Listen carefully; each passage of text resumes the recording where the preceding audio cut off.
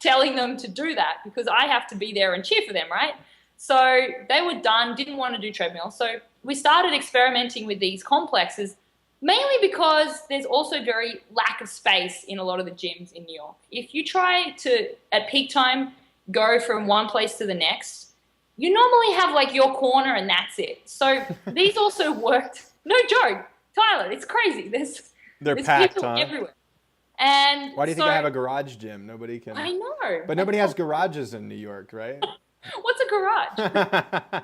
Sorry. Seriously, we have like a living room or the gym. That's it. Actually, our garage is probably this. Your garage is probably the size of our apartment. It might be.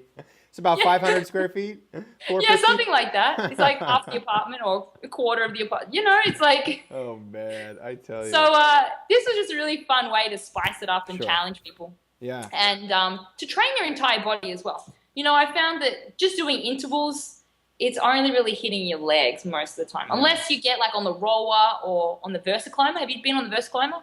I've never done a VersaClimber. I've done a ton of rower work, but is the VersaClimber the one with the things that slide from side to side like that? Is that thing pretty tough?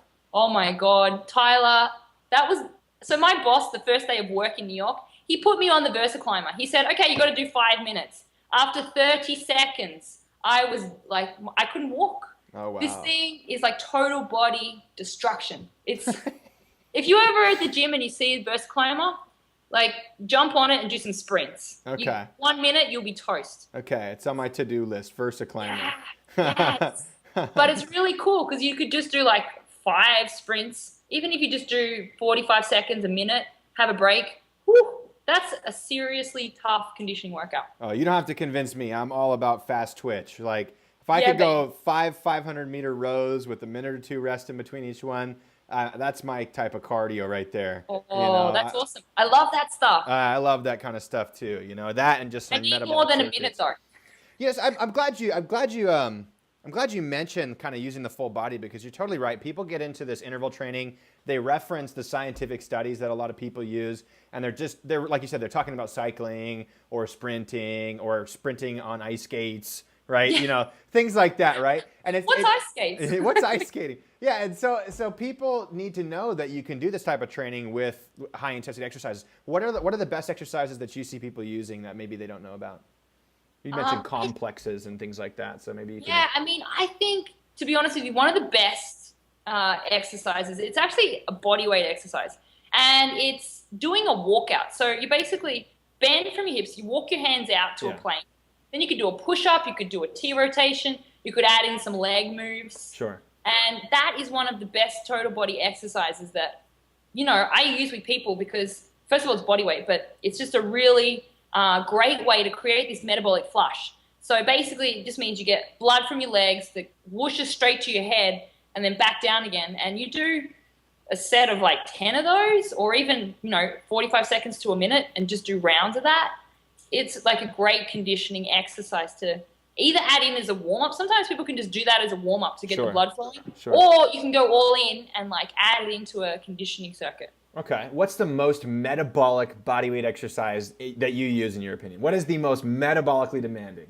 Like the hurl your guts out, like see Jesus metabolic kind of thing. You know what I mean? Look, I'm going to go with, it's actually going to be a machine. Like if you jump on the rower, I think if you can actually row properly and you have good form and technique, I think the rower as my machine, I'm going to use a complex as well. Okay, yeah, we'll go body weight, we'll do the machine, we'll do the complex, right? Okay. So I agree with you. That's a tricky question. That is a tricky. It's too many answers. I know. Let me refer to my notes. But I think, okay, so the rower, I think totally kills it. And particularly if you're a runner, like if you do like running, jump on the rower and do some sprints on the rowing machine because that will help transfer to your running. And it's like this total body killer, like you said. I'm a huge fan of the rower. I love rowing. It's just the first time I rowed a 500 meter in under 3:30, I literally blacked out afterwards. Yeah. I passed out cold. It was terrible. I think that's a killer. That is. I love it though. Okay, so body weight, and then metabolic barbell or dumbbell complex. Okay, so I think, one of the, like just the complex. So if you I like the barbell only because you can add in this exercise at the end I'll tell you about. So I would say like a front squat, like a thruster. Yeah. So you start with a thruster, then you add in like a bent over row. Okay. And then you add in a deadlift or a Romanian deadlift. So you're hitting like different movement patterns. Are you doing reps of the thruster and then reps of the row and then reps of the deadlift? Okay, gotcha. So you're doing like 6 to 8 reps is good. Because so if you 6 to 8 thrusters, 6 to 8 rows, 6 to 8 deadlifts to finish it up. And then you jump on the deck and do 8 push-ups with your hands on the barbell. Okay. And then you can drop your knees down and add in like a barbell rollout and do 8. Yeah. So that's why I like using the barbell, because obviously you need to have round weights on the end, otherwise you're going to look like a dork. But those hexagonal ones, like could you imagine? Clumping. So I'm just still watching someone do that. Yeah. So you add in some barbell rollouts at the end, even if you just add in 4, like half of it, because you'll be toast by then. That's just a fantastic way. And then you rest, 90 seconds, do 4 rounds of something like that. That's brutal. I'm actually going to pull out a pen right now and write that down. That's brutal. I'm going to try that one. 8 thrusters, 8 rows, 8 deadlifts, and then 8 push-ups, and then 8 rollouts. Yeah. You guys try that one at home. You get yourself a barbell. You know what the nice part about a barbell is it's just the easiest way to load somebody's movement patterns fractionally. I always talk about movement progressions, and I certainly think people have to honor that before they get into complex movements. But when you're loading yourself with a weight, like on a thruster, what's the easiest way to progress? Add 5 pounds. You know what I mean? Yeah. It's really that simple. So that's a great one. So what about body weight? Can you give us one? Let's say somebody doesn't have access to a barbell. They're at home. They're about to go do their body weight workout. They're done running marathons, and they want to crush it with a body weight metabolic circuit. Give us something like that.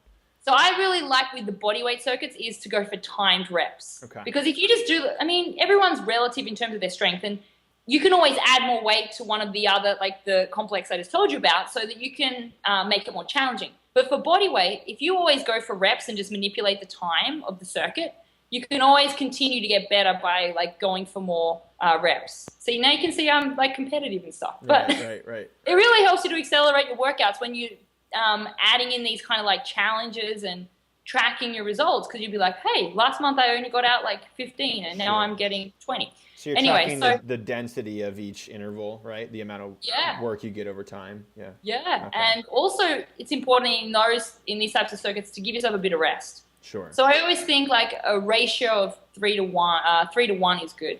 So you're working for 3 counts, resting for 1. So say, for example, you'd work for 45 seconds, rest for 15. Just so you can transition to the next exercise and move forward. So I would start with the walkout, because that's always just a great way to get the blood flowing. So you do 45 seconds of the walkouts, and you could add in a cross-body mountain climber when you get out and a push-up, if you're super awesome and pumped.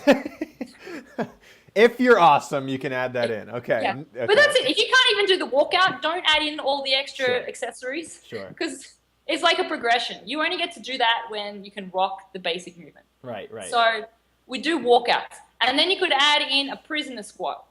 So, hands up behind your head. Again, 45 seconds, as many reps as you could possibly do. Are you going like lightning fast when you do those things with Well, form, it's all just you want to get as many reps, but with good form. Sure. So if your form is shoddy, well then, do you guys know that word? It means dodgy. Yeah. Shoddy, dodgy. That was an Australian sketchy word I just pulled out. Yeah, okay. So you could do,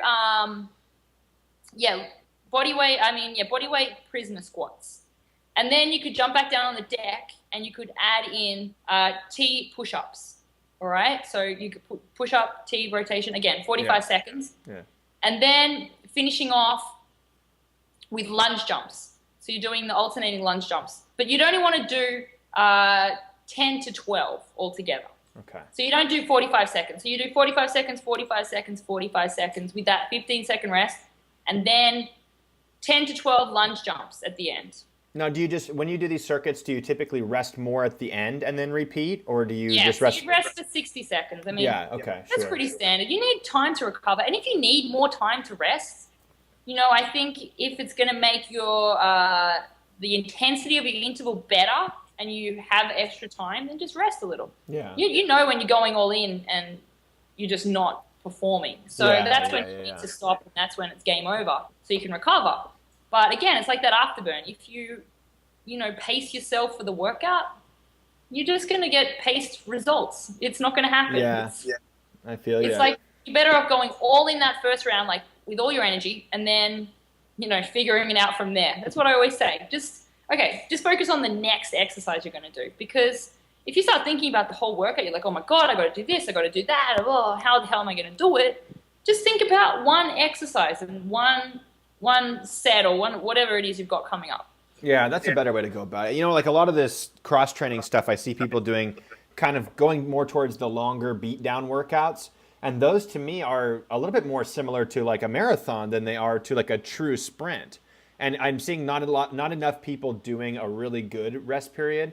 I'm all for 20 seconds on, 10 seconds off kind of work. But there comes a point where that's not effective anymore. Like me personally, I'm training for this workout. Sounds crazy, but I'm training for a score on a workout. I want to get a score of over 400 on this particular workout. It's my top secret project, and I want to get a 400. So I've been doing this workout, but the actual challenge workout itself has very little rest in it. So I've been now tweaking it by just practicing the exercises at a really high intensity with a lot more rest in between, just because I think that'll help me bigger in the long run than just going out there and beating myself down trying to get a better score once or twice a week, right? Yeah, oh, absolutely. And if you just generate more power and you can, well, you've got to be strong first. This is the thing.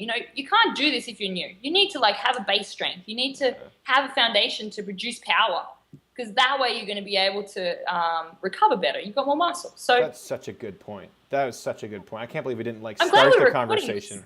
Yeah, I'm just sad we didn't start it with that, because we talk about fat loss all the time. Everybody's talking about fat loss because everybody's confused about it, and you just hit the nail on the head. High intensity training is awesome, and everybody should be doing it, but you have to be strong. You can't be weak at the same time and try to do it. Unless you want to start on very, very simple exercises. But for somebody who's weak, they could do sets of deadlifts and push-ups and body rows and get a cardiovascular workout at the same time they're building that strength and that muscle. Absolutely. But that's it. If you don't have any strength, you don't have any power to produce, and that's where you can create that greater afterburn, because you're bringing more intensity, and that will eventually lead to fat loss. But really, the main point, like you just said, is not necessarily fat loss. You have to be strong, and that's the problem with this long cardio. You're losing your strength basically because your muscles are being eaten by your long adventures. You know what I mean? You're losing your muscle mass. Yeah, such a good point. Well, there's definitely some good points on this call. Kate, I want to finish up with one more thing. I like to ask my callers this. You have so much energy. You're a high energy person. You got an online business. You got an offline business. You're working hard all the time. What's your secret? Coffee. I feel you on that one, man. I have a baby. I need to have a different, and also I find, Tyler, it's when I have passion. When you have passion for what you do, it's not as tricky, but coffee helps too. I mean, come on. Coffee and passion. Coffee helps in the mornings. That's fantastic. Well, Kate, I really appreciate you sharing your story, sharing your passion with us today, and your coffee. So thank you so much for coming on the call. I really appreciate you sharing everything. I'll post a link below. You guys can check out more from Kate. Awesome. Thanks, Tyler.